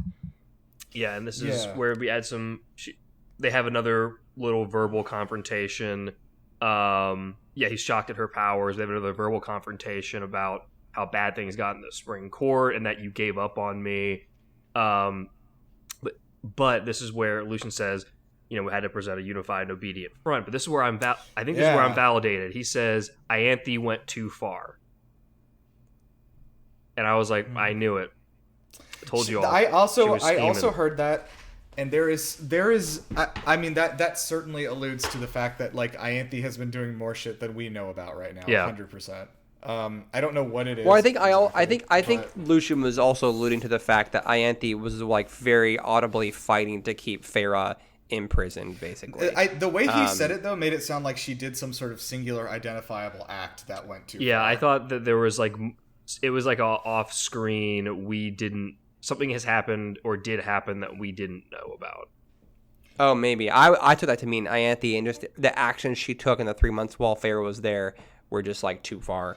And I don't know. I don't think I would have phrased it that way if that was what she was if that was what Lucian was saying, but we'll see. I mean, I just think that was a little hint that like that and the stuff about like Tamlin hasn't been himself, like this is literally going to be like whenever Farah does return to the Supreme Court, it's literally going to be the gif of like Donald Glover like walking in and everything's on fire and he's carrying a pizza. Like that's 100%. Yep. But yeah, at this point, while this conversation is happening, she had winnowed and she's standing next to Rhys. Now her and Rhys are standing side by side now, with Lucian and the Supreme Court Sentinels kind of surrounding them. And Farah explicitly says, "Never come looking for me again." She's like, Farah says, don't come looking for me again. But Rhys says Tamlin will never stop looking, basically. Oh yeah, that was dude. I like that also because again I think also the delivery was good. But like he's like, no, you don't understand. Like he will never stop looking for you. This is not something you can outrun. But I think in the same way he's like, I and everyone else in the Supreme Court can't outrun this. Like Tamlin will never stop. Yeah. And then Farah saying this, like basically talking about Farah absolutely begged Lucian, and Lucian just did not help her at all. And then in this time when Lucian is like confronting her, and Farah's like standing up for herself and saying, confronting Lucian and like kind of just like putting off this big energy, Illyrian wings slowly like rise out of Farah's back. Yeah, so she like feels them inside of her first, and she's like feeling them like growing, like and we at first I actually think I like because I actually like guess misinterpreted this because at first I was like, oh, like I guess she like got Rhys's like wings from their bond too, but like we learned in a little bit that like it was actually because Tamlin gave her like shape-shifting abilities that she's able to create these wings for herself, which is cool. And but I feel like she wouldn't be able to create these wings if she didn't also have Rhys's powers. Yeah, like Tamlin can't make Illyrian wings, but because she has a combination of Rhys's powers and Tamlin's powers, she can make Illyrian wings, which is fucking dope. She's basically like Kirby from Kirby 64, where you like get two powers and mix them together. Like you get like an electric and an ice one, and it turns into a refrigerator. Yeah, or like the Avatar. Whatever reference is more palatable for people in 2025. Either Avatar: The Last Airbender or Kirby 64: The Crystal Shards, a 1997 Nintendo 64 game. Dude, I fucking loved Kirby and the Crystal Shards. That game rocks, dude. But yeah, so I love like, and then as she is growing these wings, she tells Lucian the human girl died under the mountain. So like, imagine that delivery of looking at Lucian straight in the face, saying that human girl died under the mountain with these big black membranous like bat wings fucking growing out of her back, and then Lucian just looks terrified. She says she has no interest in spending immortality as a High Lord's pet. She tells him to tell Tamlin that if he ever sends anyone else into the Night Court lands, she will hunt each and every one of them down and kill them. And then Lucian just looks horrified. And Lucian in this moment says, like, "What have you done to yourself, Farrah? Like, what have you done?" He says, "What have you done?" He looks like horrified. Yeah. And Lucian then kind of just takes one last look at Reese and says, "You're dead." Or he says, "You and your cursed court are dead." And then he and his sentinels all leave. And then after they leave, Reese looks at Farrah basically and is like, "Good acting," basically is what he says, knowing that Farrah didn't necessarily mean everything she was saying, and she didn't necessarily but she was basically putting on this big show of like, "This is who I am now. I'm a big scary." Basically, she's doing what Reese has been doing. Yeah, like, the Court of Nightmares. She's making herself to appear as like Yeah. this big scary night court presence, hoping that will dissuade Tamlin and the Spring Court from continuing to look for her. It won't, but yeah. Sorry, was someone slapping a whoopee cushion in the background on your end, Patrick? Oh, that is a cat. That is a crazy. cat. I cannot believe how loud she is. That's so. I'm sorry. No, it's not a problem. Rachel asked for more of this, so. She did actually. Yeah. Waffles delivers. I told you put feet waffles. Yeah, no, I really like. Oop, about to have a baby home. Okay, well we let's keep moving. Yep. Okay, so anyway, we go to the next thing, which is that like they go to the local inn, and then do you want to go and do the chant, or should I? Oh, I'll do the chant. Alexa just got home, so this is perfect timing.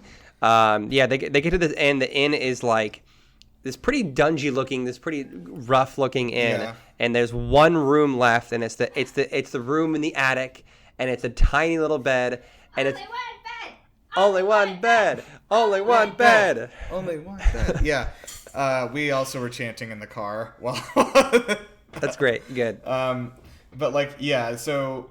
I also remember when she was describing how small this fucking room is and how you just like crawl into the room onto the bed, and I was like, "Fuck! I stayed in this hotel room." By the way, in Japan there are a lot of hotel rooms like this because they're so fucking cut for space in Tokyo that like a lot of even nice hotel rooms are literally you walk into a room and just crawl onto the bed and that's the room. We stayed in a room like that in New York. We stayed we stayed in a couple nights in this room in New York that was just like you crawl over the bed. And it is the tiny. No, wait, was that New York?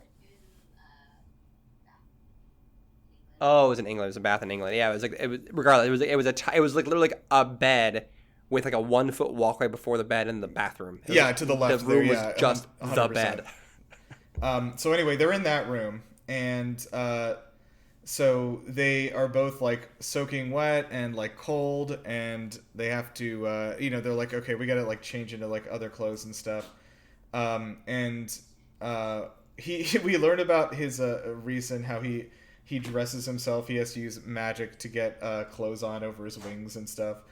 But he also does. Okay, so he also tells us that he gets like magic blue balls. Where he says, "Oh like, yeah, if he doesn't release the magic, it is pent up inside of him." Yeah. But that literally drives you insane if you don't. If your magic stores build up too much.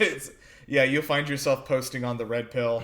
I think Farrah also mentioned before this. We didn't talk about it, but like that like full day of training and using her powers, she felt like her magic supply is kind of like dwindled. So maybe she has to like strengthen her magic supply so she can get more of it. But she said she felt like she was running low on magic. And then, for me, if I missed this, so you mentioned this already, but yeah, Reese specifically is not using magic right now because of the trace. Yes. So like this whole time, Mm-hmm. yeah. So so even simple tasks. Yeah. So basically, they finally do start like opening up to each other about their feelings for each other, and Farrah's like, "What would you have done if Lucian had got me?" And he says like, "I literally would have torn the world in half to get you." So and he says it in a way such that it's obvious he means it. They both finally admit that they do want each other, like sexually at least. I think they admit, which is good. We're a good first step. And then Farrah, he's like, "What do you want?" And then she's like, "What do you want from me?" And she's like, "I just want to." She says, "Girls just want to have fun." And I was like, "Huh, interesting." And then they do a bunch of hand stuff. Do you want to describe that to me, Joe? This is a genuinely well written sex scene. This was like very solid. Dirty talking was on point. Reese was killing it. Like, these were good lines. It was good. Every guy listening should actually read this and listen to this as good notes. Good. Yeah, this was well done. And it was like, and there was a moment where Farrah clearly said she wants him, but I think Reese says like this isn't enough space to bed you properly. Yeah, he says I'm not going to have sex with you in a place where I can't do you against the wall. Yeah, which is nice. Fucking great. So good. Like, great. Dude, Reese, But, like, this is probably she cooked with this. It's the gif of like the guy like writing on like the notebook that's on fire. Yeah, this is So originally though, like they admit they want to take things further, but Reese says we're not going to do it in this room; it's too small. So they're like, okay, well they go to bed, whatever. And then Farrah's in the bed. They're both in the bed, and like Reese notes that Farrah's so cold she's shivering. So then Reese cuddles up against her, and they're up against each other. And the fucking only one bed trope pays off dividends. Oh yeah. The only one bed investments are paying off really. Yeah, absolutely. Really good So like they're warming against each other. Reese feels Farrah feels Reese against him, and she's getting like real hot and bothered. And then that's when they get into it fully. Yeah. And then Reese, I think Farrah met like so after. Yeah, Reese like fingers Farrah like fully to completion. It sounds like it. Oh yeah. Yes. Yeah. And then Farrah's like, cool, I want more. That was not enough. And Reese is like, and that's when Reese said, I'm not gonna fuck you in here when I can't fuck you against the wall, basically. And Farrah's just like, come on, like I want it. And then Reese like scratches her head or something like that and kind of lulls her to sleep. Yeah. Reese even says too, he's like, I need to be somewhere that's miles away from another living person. Yeah. I'm gonna fucking scream when I come. Which, like, yeah, that's what it is. Yeah. I will say, like, yeah, fair enough on not wanting to be in like a little fucking dingy ass hotel room with like thin ass walls for the first time. Yeah. Sure. But yes, so very powerful. And then Farrah, I think just kind of like passes out basically. Yeah, she falls asleep, and then this chapter ends, and I'm like, oh man, there's gonna be so much sexual tension build up until the next. Like, I was so ready for the next few chapters to lead up to like, okay, we're gonna get back home, and it's gonna be the most fucking wild sex scene of all time. And then the next chapter happens. Quite the opposite. No sexual tension, really. This fucking blew my mind because I was 100% on the same train as you, and I was like, all right, well, that's about all we've got for the action for this section. And it's like, nope. So yeah, we basically are they're training together the next day. They're flying. And it's just so fucking out of nowhere. I hats off because this was written in a way that completely put me off. Before that, though. Oh, go on. Yeah, sorry. They were flying and they were like talking while they were flying too, Yeah. so it totally catches you off. It totally catches you off guard. Yeah, like she asks, like, why'd you make that deal under the mountain to begin with? With the deal, basically the tattooed hand deal, the 1 week a month deal. Yeah, the one the parent visitation rights deal. Visitation rights, yeah. Yeah, and he says it was a couple different things. One, it was to make a statement to Amarantha, and then another one to piss off Tamlin, and to keep her alive in a way that did not seem merciful as to not raise any suspicions. And so she was kind of like, oh, that makes sense, I guess. Yeah, she's like kind of disappointed, like, oh, it wasn't about me at all. She's like, oh, that's which is good. I'm kind of glad. I think he had other things on his mind in the grand scheme of things back then. Maybe, yeah, but I'm kind of glad because I was worried that we get a little bit of revisionist history where like Reese would be like, oh, I was in love with you even from the first moment. No, there's no fucking way, dude. No. Super realistic. Like, nope, I did this to piss Tamlin off, to keep you like, good, very realistic. But yeah, so they're having this discussion, totally getting us the audience, totally like getting our guard down, and then suddenly fucking a million arrows come flying from the ground. That was just good, pierce the shit out of Reese. Poisoned ash arroes just rain from the sky. Yeah, redundancies on redundancies. Yeah, just so Reese like basically plummets out of the sky and he tries to like throw Farrah away. And he throws her far. He throws her very far. So like she Sorry, and do we know what time of day this is? Because in my head it was like the middle of the night, which I don't think is I true. thought it was like morning. No, it's I think the morning. Yeah. So but they just. I just yeah. think it would be a cooler scene at night, I guess, is what I thought. Anyway. So going back, I think the day before, he used like a tiny bit of magic or something like that, or like in the morning. He'd been trying to avoid using magic in any capacity because of the trace, but like either like the end of the day, the day before, or that morning, he used like a tiny bit of magic. No, it was because the day before he had winnowed to her to protect her from Lucian. I think. No, he didn't winnow at all. She winnowed to him. No, she winnowed. No, he appeared next to her when he 100% winnowed next to her. When there was during the Lucian confrontation. Oh, I read that as she winnowed next to him. Maybe they both winnowed. They both winnowed, but he definitely, yeah, I think they both winnowed. But she winnowed a short distance away, but he was still traveling. Like he was not next. He had to have winnowed to get next to her. I think so. I think that was what happened. Nero, feel free to throw in your tiebreaker vote. Yeah, my thought was that like they were separated, and then like she. I see. I didn't think that he threw her that far. No, away, we're talking about the day before. Oh, sorry. Reese used a tiny bit of magic, which is how they tracked them. Right. And we're trying to remember what. I guess it doesn't really matter. Yeah, tiny bit of magic whatever. was that, Yeah, magic the tiny happened. bit of magic was that Reese like winnowed over to where Feyre was when she was in trouble. Okay, that's what Joe said too. I missed Yeah.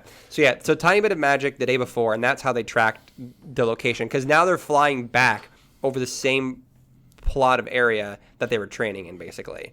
So they're around the area they were training in from the day before, which is why the archers are there. So yeah, as Reese gets pummeled with these poison ash arrows, he chucks Feyre away, and then Reese plummets to the ground as this is happening. And when Feyre lands, as she's landing, she's like breaking through tree branches. She creates like a wind force field to break her fall, but still like knocks the air out of her. Like she falls pretty hard, all things considered, and then she lands on the ground eventually. And then she's trying to feel through her bond to like kind of feel Reese so she can find him. And it's just like static on the other side of the bond. She can't feel him at all. She tries searching for his mind to find his adamant wall. She can't find that either. She can't find him in any capacity. So she starts just kind of like trying to rely on her other senses, and she's like, okay, I can smell him. I'll try and like use my sense of smell to smell him. But like they intentionally, she finds his clothes, right? Yeah, she finds his clothes on the ground or something. It's like his shirt, I think, but she finds like a branch in the path where she finds two different scents veering off in two different directions, because one group took his clothes, yes, and another group took him, and she was trying to decide like, okay, where did he go? Which direction did he go in? And then realized that because he fingered her from the night before, some of her scent was on him, so she knew which trail was actually led to him. Well, she also realized that this entire time there's various creatures on the ground tracking her and looking for her because her scent was on Reese as well. Oh, it is night then, isn't it? It is night, yeah. I did it. Yeah, it is night. So there are various creatures tracking her as well. So she's winnowing from like tree branch to tree branch. She shapeshifts her eyes to be nocturnal creature eyes, so like she night can vision. Get like night vision. So she's also realizing like, I'm kind of in danger too because my scent was on Reese. He hadn't had a chance to bathe, or he didn't. Or I think it might be morning, but it's just dark. I don't know. But either way, like, that's all happening at the same time as her having to kind of do this tree branch to tree branch ninjutsu. Yeah, so she's running through the trees like Naruto. Yeah. During the tuning exams, and she smells she follows the scent of her own scent, basically, like to go back to where Reese is, because they very specifically did not bathe that day. Yeah, Reese was like, no, I want it on because me the all bathing day. area was nasty in that hotel. Yeah, that's true, which is believable. Yep. And so she follows that all the way up to a cave where she sees that Reese has been chained up inside, and there's like a few Fae that are in there with him, like guarding him, but they're whipping him actively. and his She back makes is, herself like completely invisible or busted. something. Like, how does she not get detected by these guys? I think they're all whipping, so they're excited about the. Well, there's 2 guys whipping, and then there's like 7 other guards. Cool, thanks, What? Apple Camera. Here's some balloons. There are 2 guys. I've explained this before. It's the Apple Camera. Yeah, I know. thing, I don't understand what hand gesture made balloons. Peace. Peace sign means balloons. Double okay. peace sign. We're not doing this again. I already explained this in another episode. Anyways, they find the cave with 2 people whipping Reese, and then 7 other guards. And then Feyre goes fucking ham. Like, she goes absolute. She's like the peak of her training. She's utilizing everything, and she takes one of the. She finds an arrow on the ground or something like that previously. So she has 2 ash arrows. It's before she goes in there. She takes 2 ash arrows. She like ties them together to make a fucking Darth Maul lightsaber, and then like. Oh, I thought she broke had the 2 tips off to daggers, make yeah. 2 daggers. Yeah, no. She was dual wielding. She's dual wielding. And then she goes in there and like starts slicing necks apart and stuff like that with these ash arrows. She's winnowing around the room. She's fucking teleporting around the room, offing guys one at a time. This is the part that convinced me that the only way to make a faithful adaptation of this story is through anime. That'd be good. Yeah.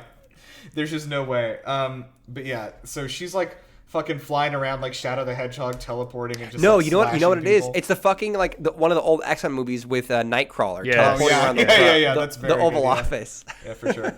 So yeah, she does one of those, and she sees that Reese has been chained, but he's been chained with these like special chains. So like she right when she touches it, she feels like the power and life draining out of her, and so she's able to break it. We learn about those later, but he is not able to winnow them out, obviously, because he is fucking dying. He is literally very close to death. So he has, was it 7 arrows piercing 7 his arrows wings? in his wings, and then his entire back is like flayed open, basically. And he had 2 arrows in his knees as well, which they had removed. So his knees. Yeah, they had his already legs pulled those are- out for some reason. She breaks the chains, and then she manages to winnow him To another To a cave. cave. away. Yeah, it's to a cave a few miles away that like she passed on the way here hunting for him. And so she was able to like get him there just because it's like far enough away they may not find him. I do want to ask something before we like finish this out here. Like, did you guys at the beginning of this think this was like Tamlin's people, or did you immediately think it was like Hybern's people? I didn't know who it was. I didn't know if it was like Summer Court or because they specifically she makes note of the fact that they're wearing like their armor has no court emblems or sigils whatever, on it. Yeah. So I didn't know if this was I thought it was too soon to be spring. I thought it was. But I thought maybe what if I didn't know if it was spring or summer. I was leaning or towards Hybern. Hybern because she mentions like the added creatures that we're looking for them. I was like, it doesn't feel like that's true. a typical court thing to do. Oh, I didn't think the creatures were hunting for her because they were like spies of Hybern. I just thought they were like, because she mentioned before that they had specifically not trained in the forest at night because of wildlife. So I thought those were just like regular. I think there are regular Great. magical animals that are okay, like monsters okay. out there. That's But, what I thought. Yeah, I definitely thought it was like Tamlin's people until she like got to the cave and saw they were whipping him, and I was like, that's not what's happening. This is something else. And also, they wouldn't like no one. I didn't think it was Tamlin's people. But at first, I thought maybe it was, but then like they leave her and then just take him. And if it was true. Tamlin people, Yeah. like why wouldn't they have gone after her?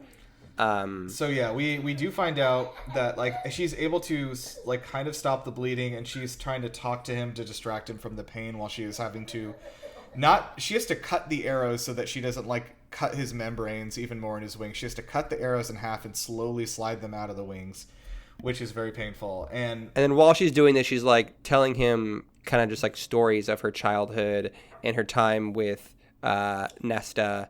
Or it's like she tells a story about how the first paint set that Elaine gave her. So, point for us. Lindsay stopped us here and she said, you guys may not remember this, but on episode 1 or 2, you guys actually stopped to analyze what was Feyre painted for each of them and why it might come back into play later, and you wondered if the night sky would symbolize something that she painted over herself. And it has. You got it right. Wow, that's wild. Dope. I was like, fuck yeah, dude. We're so smart. Wild. Amazing. Go us. For the listeners, she had painted, random things for, flowers for Elaine, flames for Nesta, but for her, she had painted a night sky over herself, and now as she's pulling these arrows out of Reese, is saying, maybe part of me deep down knew this meant more to me, and that there was something. It's the greater freedom. for me in the future. Yeah. Like the night sky represents freedom to her. It's the difference between being like trapped in the Tamlin's house and like free in the night sky, right? But yeah, so we kind of finished this part out where like, Reese is kind of telling her a little bit like he confirms these are Highburn soldiers and that these are some ancient chains they have that can nullify powers, which is why she felt like her life force being sucked out when she touched them. It's also why she was unable to find him. Yes. Oh yeah. Good point. Their bond... I keep muting and unmuting myself because my son's being very loud in the background. Yeah, their bond was like not working basically, but it wasn't even like it was shut off. It was like she couldn't find the pathway to his mind, and it was because his whole shit was being nullified by these chains. And so once she realizes their bond is back again, like it was being blocked there. So yeah. All right. It's been fucking 100 hours we've recorded this, so I think this is Well, we're gonna cut out like the first 20 minutes of this recording of that just dog shit opening we tried the first time. Don't ask what it was about. Yeah, don't even. Please, no one ask. It's not like a good. It's not funny. Good. If it was funny, good. if it was sorry, if it's not funny bad. If it was funny bad, we'd leave it in. It's not funny bad. It's just bad. Although I will say there is a post-credit scene on this episode, so make sure you listen for that, which is me reading. Can you tell us the two of us in advance what that credit scene is? I don't find out. The post-credit scene is just me reading the ingredients in a Celsius, and that's it. Oh, good. Okay, cool. Spoilers for the post-credit scene. Yeah, best post-credit scenes are the ones you tell the audience about during the climax. Can you imagine if the end, like the fucking movie ends and Thanos is like, just wait for the post-credit scene. I'm gonna be in it. And then you can't. Yeah, Iron Man turns to the camera at the end of the. He's like, "Stick around after the credits, folks. We got a fun surprise in store for you." Actually, I would be so happy if that happened. I'm so sick of this shit. Okay. How did that not happen in a Deadpool movie? That did happen. That's actually it. I think. Did it? I believe so. I think he made a reference to. He was like, "Hey, stick around for that post-credit scene. We got a big tease for you." And then it was just him like dancing, and he's like, "Get fucked," and there's nothing here. That's good. Yeah. Okay. So yeah, let's roll out of here. Thank you guys. So we have after episode 49 now we have 20 episodes left. So we have about 20. No, we have 20 chapters left. Jesus Christ. 20 episodes left. Surprise everyone! We're doing one episode per chapter. Okay. So one thing we have to talk about is that not just in the chat, in the Discord, or even in my regular life, I have been accosted by people demanding that I get to chapter 54 as quickly as possible. I do not know what is in this chapter. Sex. I do know. No, that would be so boring. I was like, it can't just be sex. There's no way. Like, what if it's the most fucking batshit wild sex you've ever even heard of in your life? Never even heard of it. That's why it's crazy. The thing is that like it was even like Lindsay's sister who was like, she was like, oh, like, cause we mentioned the podcast or something when I was when she was over here, and she was like, are you guys at chapter 54 yet? And I was like, why this chapter? Why are you the 9th person to ask me about this? Alexa hasn't even brought that up to me. I feel like even she's better about spoilers. She doesn't tell me like, oh, some cool thing happens in this chapter. You're expecting it. Oh, that's the next episode. So that's true. It is. So yeah, Lindsay has done a very good job not telling me anything about it or reacting in any way when I suggest what it might be. But she says it is such a big chapter. There are entire fan canons and universes written about this. Okay, that's wild. This feels like you're putting a little. This feels like a little too spoilery. There's whole Spotify playlists about this one chapter. This feels too spoiler because now we're hyping this up in a way like this is like something like, oh, did you get to the end of the book yet? Something really sad happens. But no, well, I don't know if it's. No, that's such a crazy thing to say about a single chapter. I don't even feel like that's a spoiler. Yeah, it's just the like, one I just chapter, like, what though. the It's fuck? just like, yeah, what the fuck are you talking? Do we finally see Tamlin and he's got like nipple he's got piercings and nipple Oh, clamps? it's the Tamlin Dong chapter. Yeah. Because we've been talking about this whole book. What does Tamlin's dick got a look like? dick It's the piercing. Tamlin dick revealed chapter. Are we ever going to find out now? I feel like that opportunity's been taken away from us. Oh, no, absolutely. That's done. Unless Feyre plays a fun prank on Tamlin, strips all his clothes off with magic. She pantses him in front of the court. He pantses him in front of the courts.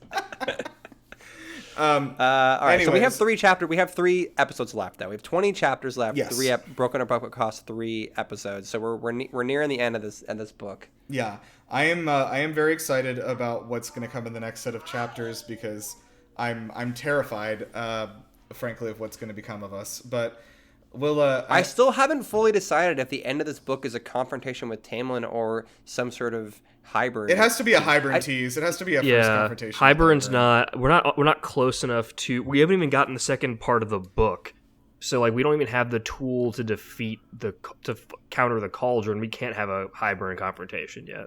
It's a tease. It's like when Sephiroth shows up like at the end of the first like act of the game, and then he's like, I'm only playing with you next time, and then he disappears. I feel like as far as yeah, well, also if we look at this, if we storyboarded this, the big conflict like central to the character has been her relationships and specifically Tamlin. I feel like all of Act 1 was Tamlin. I feel like Tamlin's got to be some. Yeah. Hybern wasn't I feel like it's got to be a introduced. combination of both things, right? Some sort of confrontation with Tamlin, like a final confrontation with Tamlin of some capacity to be like, hey, get fucked, Tamlin. We're over for good. Stop searching for me. That will absolutely happen in this book, but... And then also maybe like a initial like skirmish with Hybern. We have to meet, a lesser boss. him in this book. We have to meet him in this book in some capacity. Him being the king? The king, yeah. I think we're going to get a Ianthe confrontation where she reveals she's been working for Hybern the whole time. No way. If you Ianthe has you been fool. a You plan doubted for Hybern, me. that's next book. You fool. No, I think the reveal would be this book, though, and then like they would deal with the repercussions of it on the next book. Like, I guess I've had thought so that, many like, people Ianthe being tell me that I have like given crazy predictions, specifically with regard. I think I've narrowed it down. Whatever I said about that kid was a crazy prediction. The kid, I brought that up. That 100% is probably one of your accurate. I am 100% confident in that one. I'm only giving you half credit for Ianthe because you had 3. No, listen. I explained this before previously because you had multiple different. Your Ianthe predictions have been throw everything at the wall. And eventually, you'll be right. It's Batman and Lego Batman throwing 19 batarangs at the button and saying first try. That's you with your Ianthe predictions. Very specific about Ianthe. You said she was a plant for Hybern. You also said she was a plant for the Night Court, and you said she was a plant for the. You said she's been a double agent. I never said she was a 3 plant for different the Night Court. orgs. I said she is like she knows about Valaris. I said she is like she has done operations against the Night Court. She is not working for. I don't want to go back and listen to the tapes. No, I would not lie to you. You have said Ianthe was a double agent for multiple different orgs at some point. No, she's doing Hybern operations under the guise of working with the Spring Court. Well, I agree with that. I am. That's saying all I've you've had said. Other Ianthe. That's all I've said. You definitely have said more things. I don't remember what they are. No, You have listeners. You 100% have said more Ianthe predictions. No, listeners, get in the show discussion page in the Discord. Yeah. Confirm don't I'm worry, right. Rachel will be all over your shit. I can't wait. Well, Rachel's canonically wrong all the time. No, I'm in Rachel's side for this one. Did we make it through a whole episode without Joe attacking any like protected groups? Shit, end the episode quick. Okay, bye. Keep on trucking. Theme song is Red Queen by Parachutes. Go listen. They're in a link below. And also, you keep on trucking. And there's a baby. Oh, baby's coming in. Support local bookstores. Tick, tick, tick, tick on the wall. Maybe you could have it all. Get down on your knees and pray. Maybe she will let you stay good enough if you play the game. Here comes the music, don't resist. Gotta keep on moving. Here comes the music, just give in. Gotta keep on moving. I'm going to read the list of ingredients on this Celsius. Carbonated filtered water, citric acid, taurine, Penile vaginal intercourse.